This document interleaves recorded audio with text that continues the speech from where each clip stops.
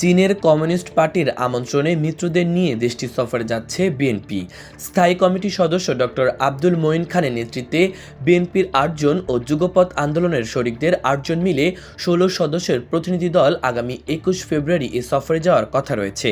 ইতোমধ্যে ঢাকায় চীনা দূতাবাসের প্রয়োজন অনুযায়ী ভিন্ন দুটি তালিকা জমা দেওয়া হয়েছে। উভয় তালিকায় বিএনপি মহাসচিব মির্জা ফখরুল ইসলাম আলমগীরের স্বাক্ষর রয়েছে।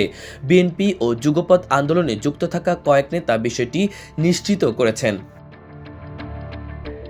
নেতারা জানান, চীনের কমিউনিস্ট পার্টির আমন্ত্রণে বিএনপি ও যুগপৎ আন্দোলনের শরিকরা আগামী ২১ ফেব্রুয়ারি চীন সফরে যাওয়ার কথা রয়েছে। এই সফরে চীনের সঙ্গে দ্বিপাক্ষিক বিষয় নিয়ে আলোচনা হবে। দক্ষিণ এশিয়ার অর্থনীতিতে চীন অত্যন্ত শক্তিশালী।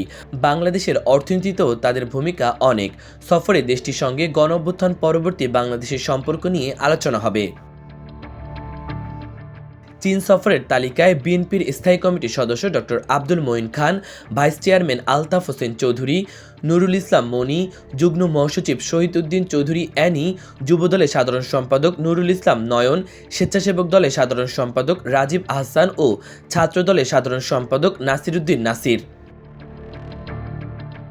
এছাড়া যুগপৎ আন্দোলনের শরিক দলের নেতাদের মধ্যে রয়েছেন নাগরিক ঐক্যের সভাপতি মাহমুদুর রহমান মান্না, বাংলাদেশের বিপ্লবী ওয়ার্কার্স পার্টি সাধারণ সম্পাদক সাইফুল হক, গণসংহতি আন্দোলনের প্রধান সমন্বয়ক জোনেদ সাকি, গণ অধিকার পরিষদের সাধারণ সম্পাদক Mohammad Rashed Khan, national people's party এমপিপির চেয়ারম্যান ফরিদুজ্জামান ফরহাদ, বাংলাদেশ খেলাফত মজলিসের আমির মাওলানা Mamunul Haque, nationalist democratic movement এনডিএম-এর চেয়ারম্যান ববি হাজ্জাদ এবং বাংলাদেশ জাতীয় দলের চেয়ারম্যান ও ১২ দলীয় জোট সমন্বয়ক অ্যাডভোকেট সৈয়দ এহসানুল হুদা।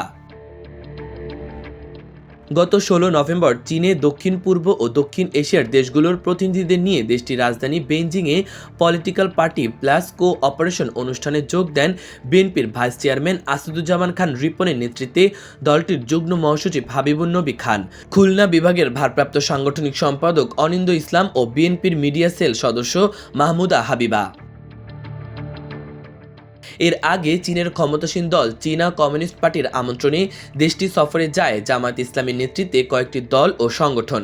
১৪ সদস্যের এ প্রতিনিধি দলের নেতৃত্ব দেন জামায়াতের কেন্দ্রীয় নায়েবে আমির ও সাবেক সংসদ সদস্য সৈয়দ আবদুল্লাহ মোহাম্মদ তাহের।